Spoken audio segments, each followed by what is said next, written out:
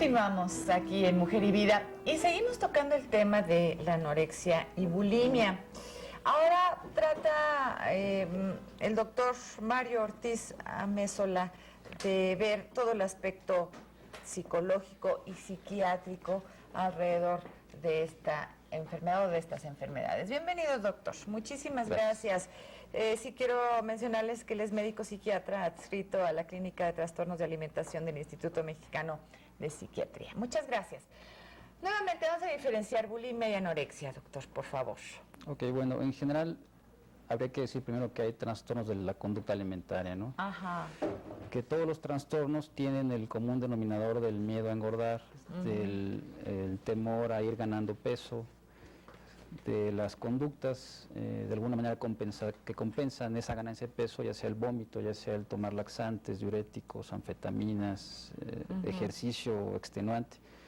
De ahí, bueno, hay una diferencia entre lo que es la anorexia y la bulimia. Generalmente, bueno, podríamos decir que estas enfermedades están surgiendo ahorita, pareciera que están muy de moda. Sin embargo, bueno, hay ya desde el pasado muchos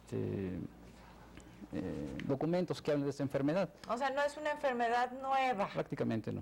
O sea, prácticamente desde el 1694 aproximadamente, Morton fue el primero que describió a un paciente con este tipo de problemas, un hombre y una mujer. También fue hasta el siglo XIX cuando se acuña el término de anorexia nervosa, sobre todo. Hacia la década de los 40 más o menos, los principios o las causas psicológicas como predisponentes de esto eran las que más fuerza tenían. Sin embargo, en la actualidad ya podemos hablar de causas psicológicas, sociales, incluso biológicas, que bueno, van... Aquí estamos viendo estos trastornos de la conducta alimentaria. Así ¿Esto qué es, doctor? Por favor. En general aquí vemos que la prevalencia de los trastornos es generalmente en mujeres, hasta el 1% en anorexia y hasta el 3% en bulimia. Generalmente es este problema mucho más frecuente en las mujeres que en los hombres. La relación es de 1 a 10. Básicamente es lo más importante para mencionar. Sí, tal vez la preocupación de los hombres por guardar la línea y por toda esta carga, digamos, emocional en el cuerpo no es tan importante, ¿no? A un hombre se le quiere peloncito con pancita, ¿no? O sea, sí, esto digamos culturalmente, aquí digamos en estas culturas, ¿no? Así es, por eso es mucho más frecuente en las mujeres el problema, desde luego. Entrando al tema, en lo que es la anorexia nervosa, vemos que es un trastorno del comportamiento alimentario y que hablamos de anorexia cuando la paciente tiene una pérdida de más del 15% de lo que sería su peso ideal. Muchas pacientes hablan de cuál es mi peso ideal. Entonces, si nosotros les decimos eso, como que creamos en ella ese afán de llegar a ese aparente peso ideal, ¿no? Lo que les decimos es que un peso ideal para las pacientes es aquel que les permite desempeñarse adecuadamente en sus actividades, pensar, trabajar, convivir. Pero muchas pacientes desgraciadamente no creen eso. O sea, son pacientes muy difíciles y que están empeñadas en seguir perdiendo peso a pesar de lo que les diga cualquier. Ahora, yo lo que no entiendo, doctor, aquí estamos viendo específicamente lo que es la anorexia nerviosa. Nerviosa ya es un término que nos remite a un trastorno ya más psicológico, ¿no? Desde luego, exactamente. O sea, hay factores, como decía antes, biológicos, psicológicos y sociales. El término de anorexia nerviosa fue a consecuencia de que en el siglo XIX el primero que hizo esta descripción fue Laseg y Gould también. Ellos les extrañaba que pacientes estuvieran tan bajas de peso y que no tuvieran un problema como por ejemplo la tuberculosis. De hecho, un diagnóstico diferencial de anorexia era con tuberculosis. Entonces, hablaban de lo que era la tisis, que es el antecesor de la tuberculosis, pero de la tisis nerviosa, que después fue evolucionando el término y ahora es la anorexia nerviosa, por así decirlo, ¿no? Pero eso es algo que yo no comprendo. ¿Cómo es posible que alguien simplemente no pueda comer? Ya no le da hambre, simplemente. Bueno, ¿O lo controla o qué pasa? La paciente con anorexia, de hecho, el factor principal o el síntoma pivote es el miedo a engordar, es el miedo.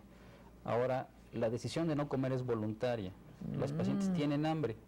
Anorexia sería incorrecto simplemente por eso. Anorexia es no tener hambre. Los pacientes sí tienen Sí hambre. tienen hambre. Sin embargo, ese miedo a engordar, esa alteración de la imagen corporal es la que las lleva a tener conductas purgativas. Es el mismo proceso, nada más que en la bulimia optan por comer, Exactamente. pero la manera en que evitan engordar es volviendo el estómago o Así usando algún tipo de, pues son los diuréticos, son los laxantes, todo esto, ¿no? Así es, la principal diferencia entre anorexia y bulimia serían los atracones. Exactamente. En la bulimia, el atracón es aquel acto en donde la persona consume grandes cantidades de alimento, en donde también siente una pérdida de control hacia este alimento y posteriormente experimenta gran culpa. La culpa, ¿cómo la vence? Bueno, mediante el vómito, mediante el ejercicio extenuante, mediante conductas compensatorias para quemar grasas, como ellas lo mencionan muy frecuentemente. Aquí vemos los trastornos, ¿qué dice? Los trastornos comórbidos. ¿Qué es Bueno, eso? en general, en la anorexia nervosa, las pacientes con este problema generalmente cursan con problemas depresivos, trastornos de ansiedad. ¿Qué era eso de TDM? La TDM, trastorno depresivo mayor, la TA era trastorno de ansiedad, y el TOC generalmente son pacientes, las anoréxicas, que tienen rasgos de carácter muy obsesivos. Son pacientes muy perfeccionistas, sus juicios son muy rígidos, no permiten muchas veces la crítica externa, se vuelven pacientes o personas muy egocéntricas. Entonces, generalmente esto también es reflejo un tanto de la familia, son familias que aparentemente son muy funcionales, en donde hay sobreprotección, hay mucha limitación en la posibilidad de crecimiento. El tratamiento, doctor, básicamente, antes de irnos, aquí son terapias familiares, medicamentos. En el instituto lo que manejamos en el equipo de la clínica de trastornos alimentarios es el manejo psiquiátrico, el abordaje también de terapia familiar, el abordaje de terapia individual y desde luego en caso necesario la hospitalización. Que bueno, ojalá no se tuviera que llegar a eso, pero bueno, hay casos. Doctor Mario Ortiz Amezola, muchísimas gracias. Ya nos tenemos que ir, pero ojalá y pudieran venir en otra ocasión para hablar ahora de la bulimia, ¿no? Que digamos que tiene otro tratamiento diferente, ¿verdad? Muy parecido. ¿Sí? Muy parecido. Bueno, ya nos vamos, ¿verdad? Ya se nos fue el tiempo. Gracias por habernos acompañado aquí en Mujer y Vida y nos vemos mañana en punto de la 1 de la tarde. Pásenla muy, muy bien.